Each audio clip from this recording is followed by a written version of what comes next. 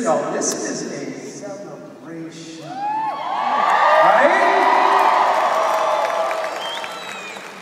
It is remarkable what we have achieved.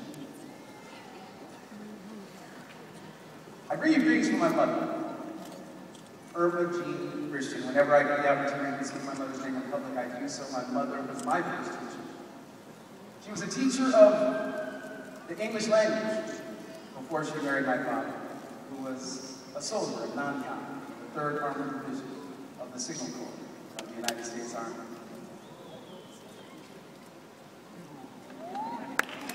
Yeah? And so as my first teacher, my mother was really responsible for so much in my life. Not just my love of literature and the written word, but the whole idea of reading, picking up a book, and going anywhere in the universe in my imagination. In my mother, Irma Jean's house, you either read a book or you got hit in the head with one. She really didn't care what your choice was, but you were going to have an encounter with the written word. I joke that my mother really is a remarkable and phenomenal woman. My mother is 4'10½", weighs about $120 on a good day. I'm 56 years old and I am still afraid of this woman. And for good reason. My mother was a tremendously stern taskmaster. As a single parent raising 3 children, putting us all through private education. As a teacher herself, she knew that the best education she could possibly give her children was one that was private. So I was educated by the nuns, as you will. My mother, when I was 5, decided that she had taught me everything that she could to prepare me for kindergarten, so she did what any self-respecting parent would do. She took me down to the local Catholic school and lied to the nuns about my age.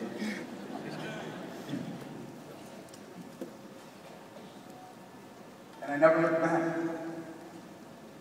She always promised that should I prove to be in over my head, she would pull me out of school and make me wait that year and start again.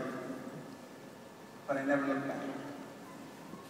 It was my mother who really turned me on to the idea that if I could think it, I could do it. That there were no limits on me, save the ones that I imposed upon myself. She taught me that I would grow up and inherit a world that would sometimes be hostile to my presence simply because of the color of my skin, and that an education was the level of the playing field. I've been really lucky, remarkably so, in that I have had tremendous teachers in my life.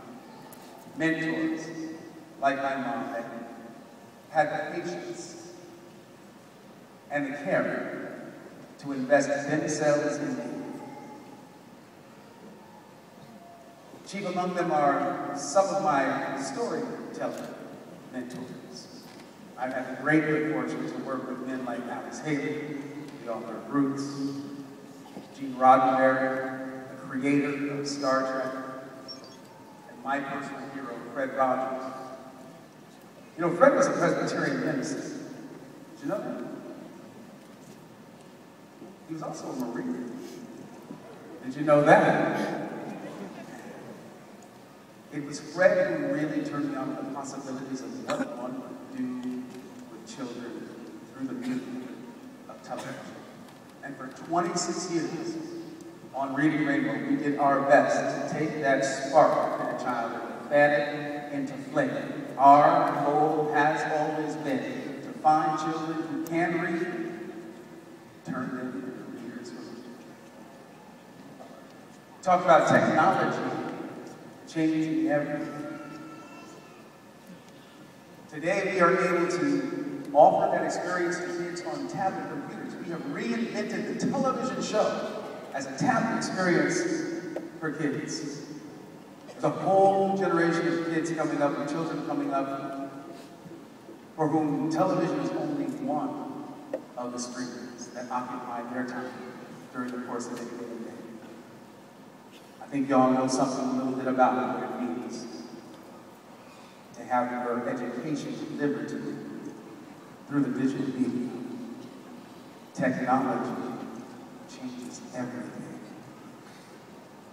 I like to look at the technology of Star Trek, The Next Generation, right?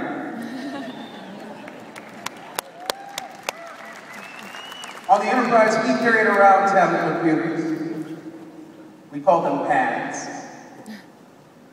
Steve Jobs watched a lot of Star Trek. You can believe that. Today, the next generation has helped birth a technology that is literally changing the world, and has done for many, many years. I know that there was some child who watched those original episodes of Star Trek, right? And kept seeing Captain Kirk reach that secret Velcro place behind his hip, because there are no pockets in the future, I can tell you.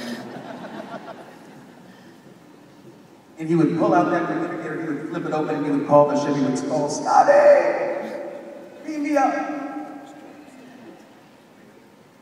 I believe that child grew up to become an engineer, Quote was Scotty beam me up, not beam me. a designer of product, and is responsible for a piece of technology today that is more prevalent than the toaster. Just by a show of hands, how many people have ever used or been in proximity to someone using a flip cell phone?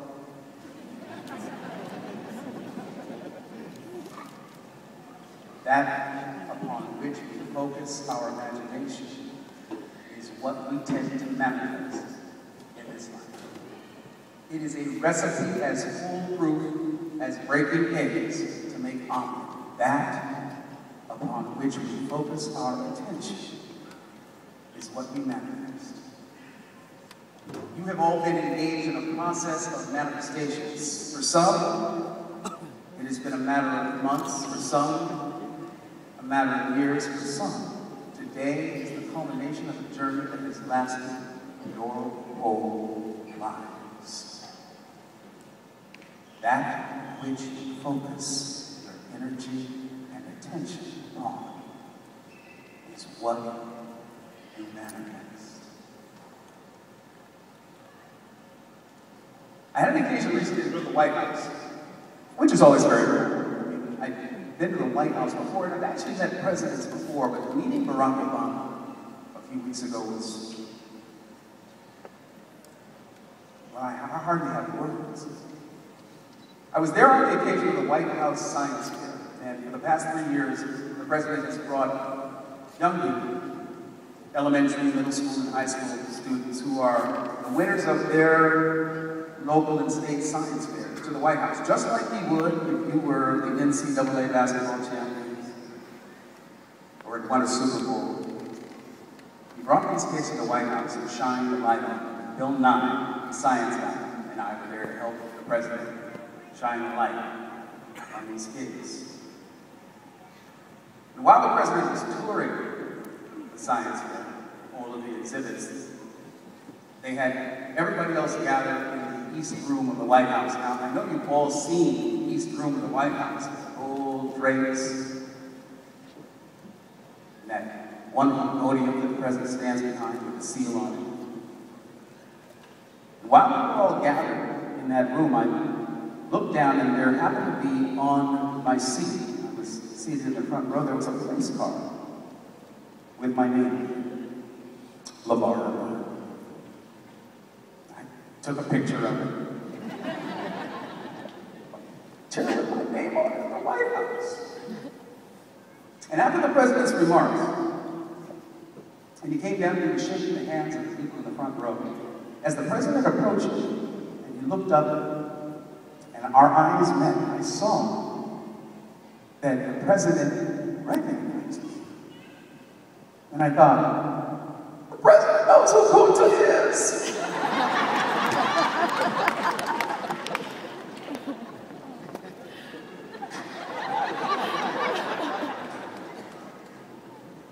But it wasn't until I got back to my hotel room afternoon and was going over the pictures that I had taken throughout the course of the day, that it really began to hit me, the power of the moment that I had just experienced. And I came to that picture with a place card, with my name on it. And in my mind, I superimposed underneath my name the name of Kunta, K-U-N-T-A. And in that moment, I was literally overwhelmed by the emotion of the realization that it wasn't just LeVar, meaning Barack Obama, that it was literally the closing of the circle of so much karma for so many souls, because it was indeed Kunta Kinte, meaning the first Black president of the United States in the White House.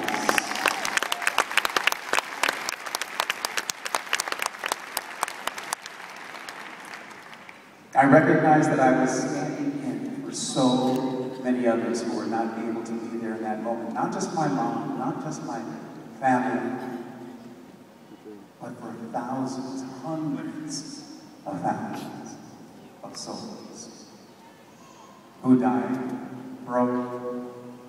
broken, penniless, disenfranchised.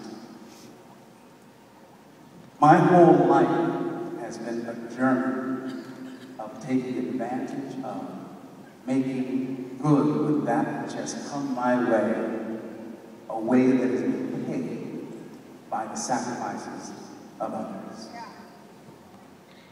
And I believe that you know what I'm talking about when I say I feel so grateful to all of those who have come before me that made my life possible.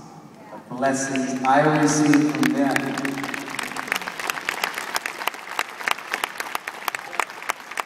make every day of my life an opportunity to do that for someone else, to pave the way, to make the way ready. Y'all are not kids. You're grown-ups. You've got lives, families, responsibilities, and yet, and still, your commitment has been consistent. Your tenacity has been unwavering. You have gotten it done in spite of all obstacles.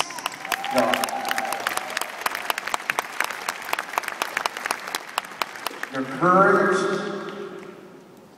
your willingness to get up every day,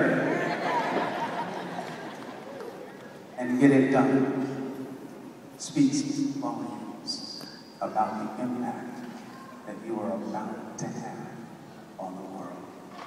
I am humbled in your presence because y'all are getting it done.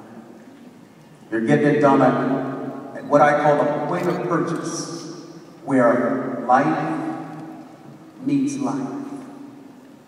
That's where it happens. That's where shit gets done. Where life meets life. I'm proud of you.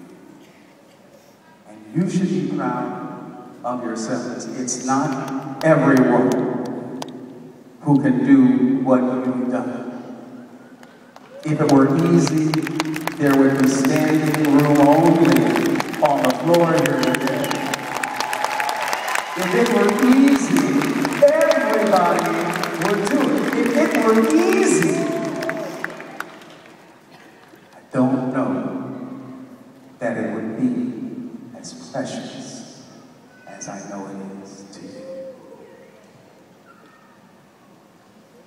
Earlier this morning, in addressing the undergraduates, my closing remarks were kind of boisterous, but they're kids. Y'all are grown folks. And so I say simply to you, much respect. God bless you. Go out there and kick some ass, okay?